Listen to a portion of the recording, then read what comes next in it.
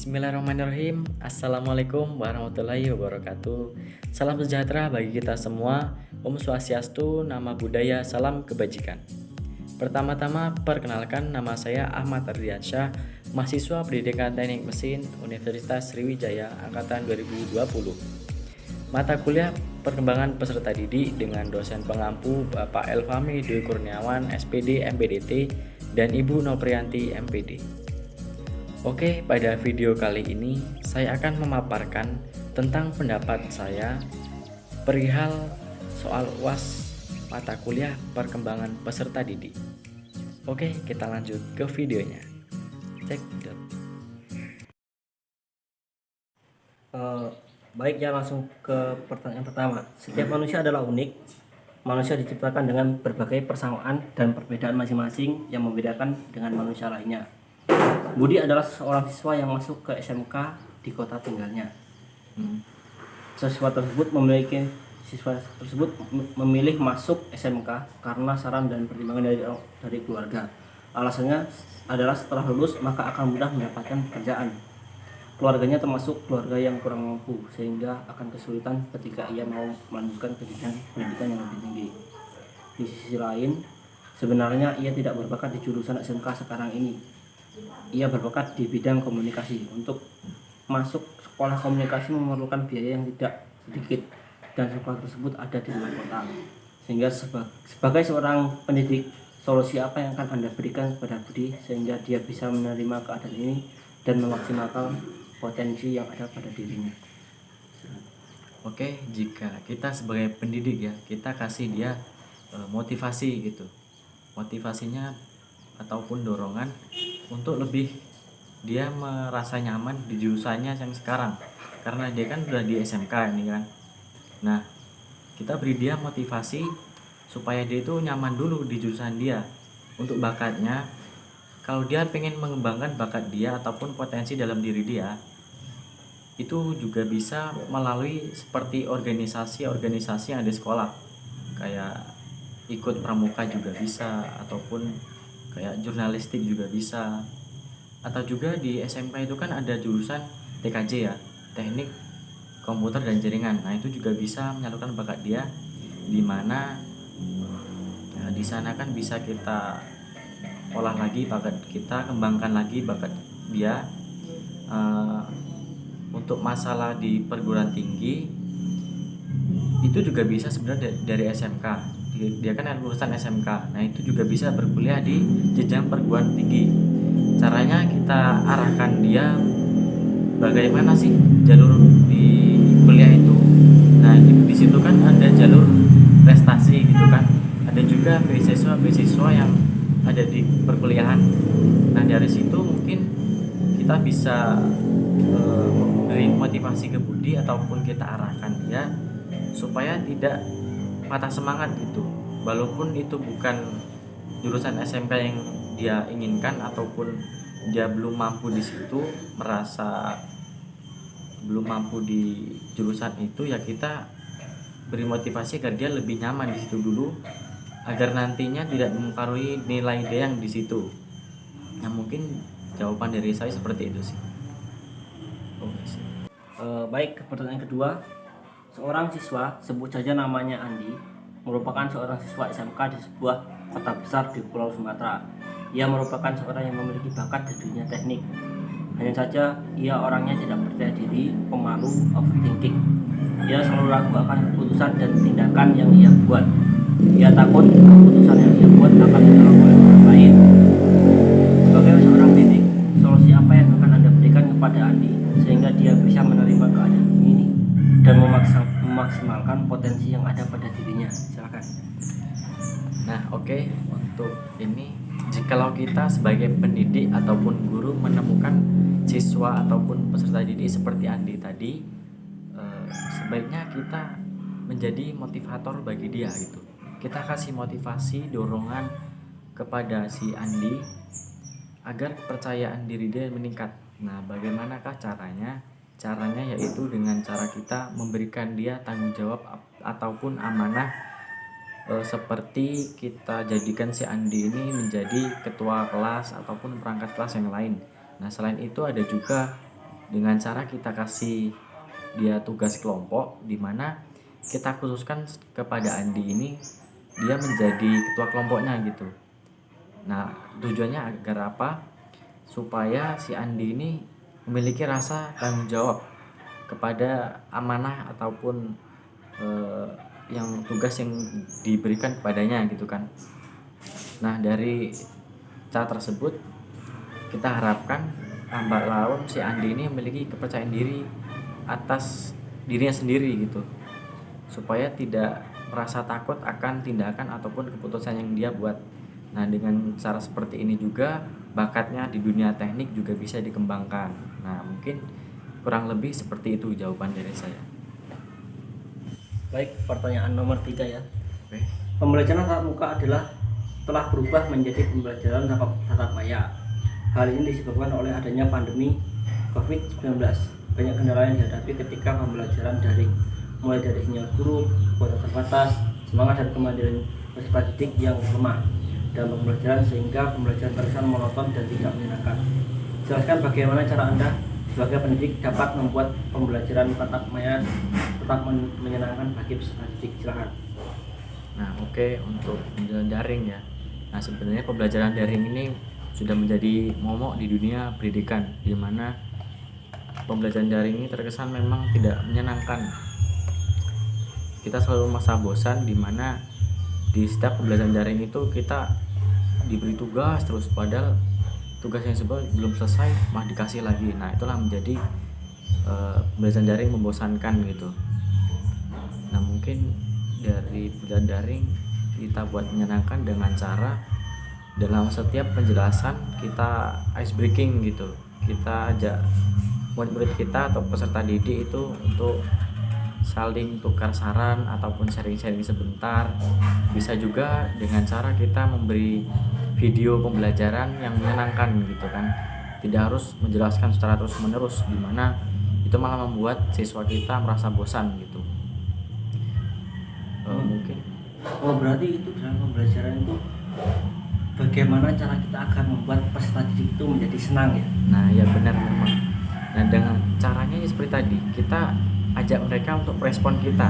Caranya kita tanya-tanya mereka, walaupun bukan seputar pembelajaran ataupun tentang mata pelajaran yang dibahas, bisa juga dengan cara sharing-sharing pengalaman ataupun masalah yang ada gitu kan. Kita saling sharing lah pokoknya gitu. Mungkin seperti itu sih menurut pendapat saya, bagaimana pembelajaran daring bisa tetap menyenangkan. Ya, kita juga bisa memanfaatkan media yang ada kayak YouTube, apalagi ya, kayak PPT juga kita bikin secara bukan polosan gitu, ada animasinya gitulah pokoknya. Ya, mungkin seperti itu sih. Baik, langsung ke selanjutnya ke pertanyaan 4 ya. Oke. Emosi remaja itu cenderung tidak stabil, sering meluap, perasaannya mudah marah, terbawa emosi dan emosi-emosi negatif lainnya. Terkadang sikap itu diarahkan ke hal-hal yang negatif. Bagaimana tindakan kita sebagai peserta didik, sebagai pendidik untuk mengatasi hal tersebut? Oke, untuk masalah remaja yang emosinya meluap-luap gitu ya.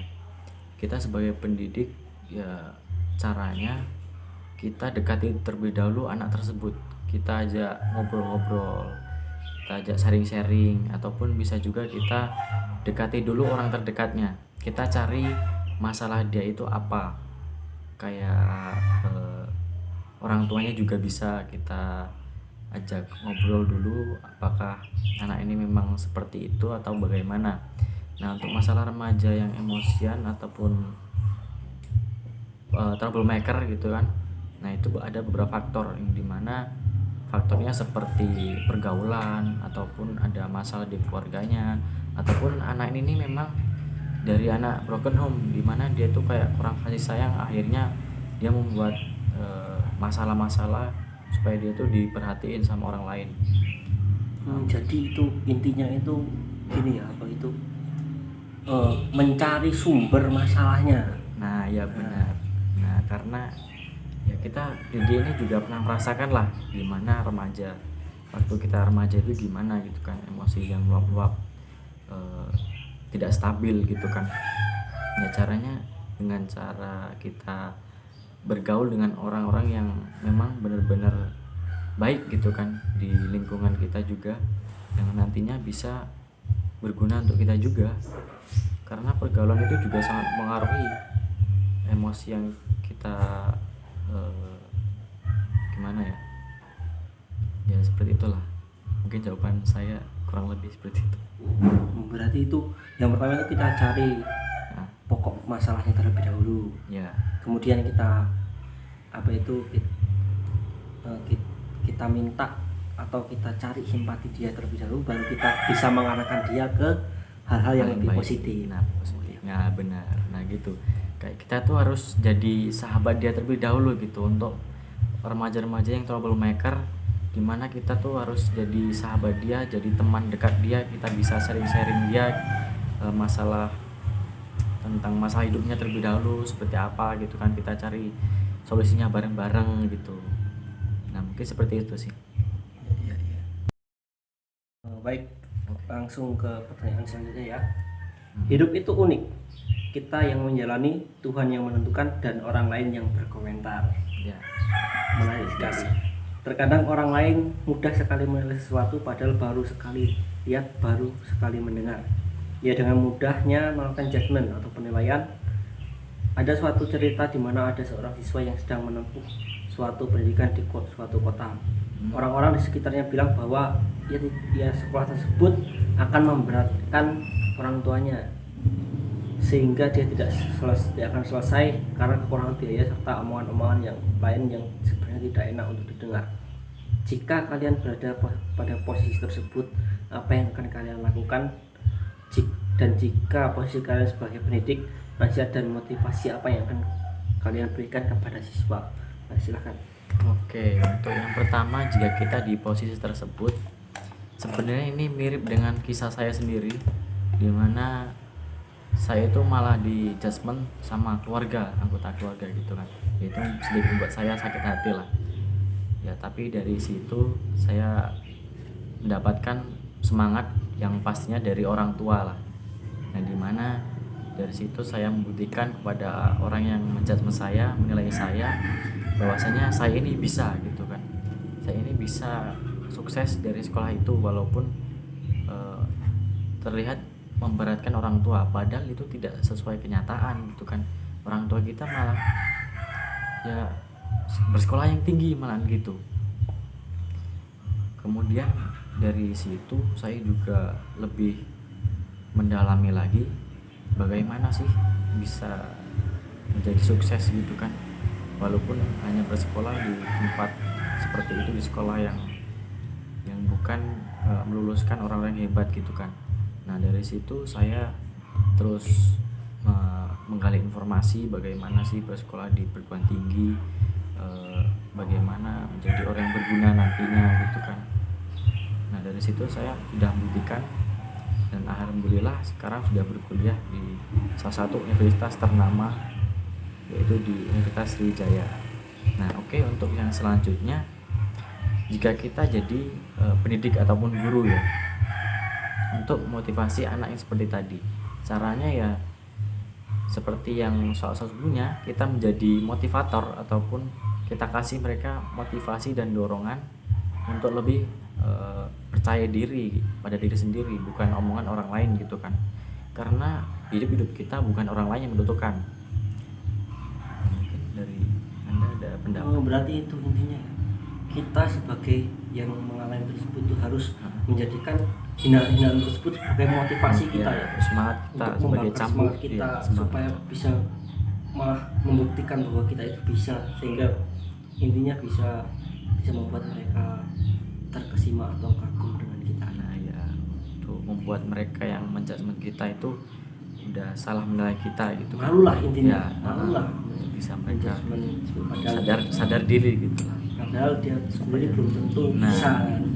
ya, untuk menyadarkan mereka bahwasanya bukan melihat dari luarnya saja gitu kan, bukan ini, maksudnya jangan menilai seseorang dari luarnya saja gitu kan. Ya Ya mungkin seperti itu sih kurang lebihnya. Baiklah, kita lanjut ke pertanyaan terakhir ya. Pertanyaan terakhir, kata-kata motivasi apa yang paling mempengaruhi hidup Anda sehingga Anda menjadi lebih bersemangat dan berbahagia dalam menjalani hidup? Silakan. Oke, kata-kata motivasi yang bisa membuat kita lebih bersemangat dalam hidup ini. Nah itu terutama orang tua sih, pastinya itu. Karena dulu orang tua pernah bilang,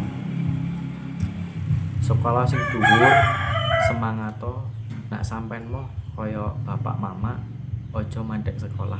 Nah maksudnya gini, semangatlah terus bersekolah yang tinggi jika kamu tidak ingin seperti kami gitu kan, seperti orang tua yang cuman jadi petani yang hidupnya itu ya pas-pasan aja, kadang malah susah gitu kan. Nah dari situ saya berpikir keras gimana sih caranya bisa bersekolah tinggi walaupun tidak memberatkan orang tua gitu. Nah, alhamdulillah saya bisa lah sekarang bersekolah di perguruan tinggi.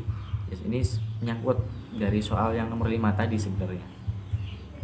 Nah dari situ saya mulai menemukan jalan gimana menjadi orang yang berguna bagi orang tua gitu.